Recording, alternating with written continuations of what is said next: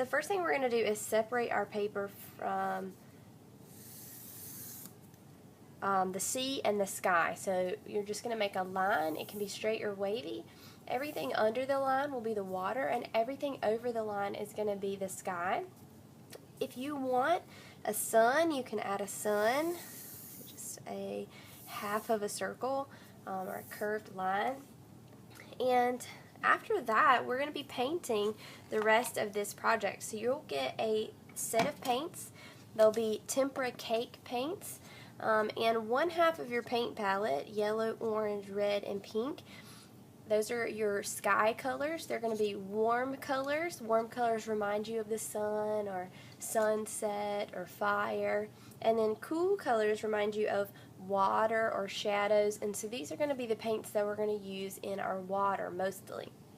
So it's up to you which you want to start with. I'm going to start with my water. And for these paints, to get them to work, you will need a water can and a paintbrush.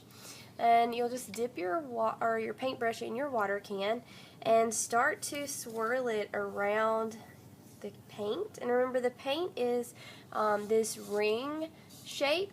If there's a hole in it, that's just plastic at the bottom. So you want to be making sure that you're swiping your paintbrush around the part that is paint. And I start by painting right on my line.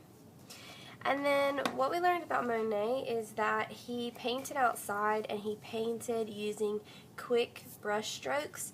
And we learned that you can usually see the lines where he was moving his paintbrush. So we're going to paint that way today. We're going to paint quick, and we're going to let our paint strokes, our brush strokes, show. So you want to make sure you're going from the top to the bottom of your water section and from side to side. It's okay to leave some white right now. We're going to fill in those spots with another color. So I'm choosing to move my paintbrush in quick, short brush strokes. Anytime my paint starts to look scratchy, it means I need to dip in the water and swipe the paint again. Should always be smooth when you're painting.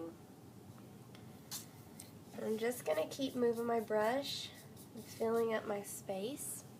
You might choose to use a different kind of line. You might choose a wavy line instead of a straight line. It's up to you as long as you're filling in your water completely. So now I'm going to wash my brush really well, and I'm going to choose another color. So I'm choosing a darker blue. And I'm going to start filling in some of the white spaces that I left. And I'm going to use the same kind of brush stroke.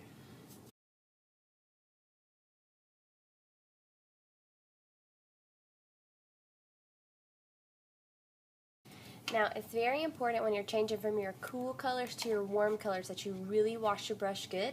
Water shouldn't be flying everywhere. You just want to make sure that the top of your paintbrush hits the bottom of your paint cup, and you want to make sure it has a nice scrub so you're really getting it clean. Wipe your paintbrush on the side of your water can so that you don't fling water everywhere. And then you can move to the color you want to use for your sun. So I am going to use yellow. So I start swirling around my yellow. I can tell that I have enough paint when my brush starts to turn sort of a yellowish color. And now I'm going to paint inside the line that I drew. You want to be really slow and careful when you're painting your yellow up next to your blue because it can turn green. So go slow and then finish painting it in.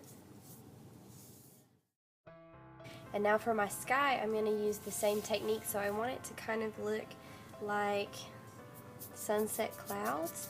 So I'm going to use up a little bit of the yellow that was still on my brush. And then I'm going to switch to a new color.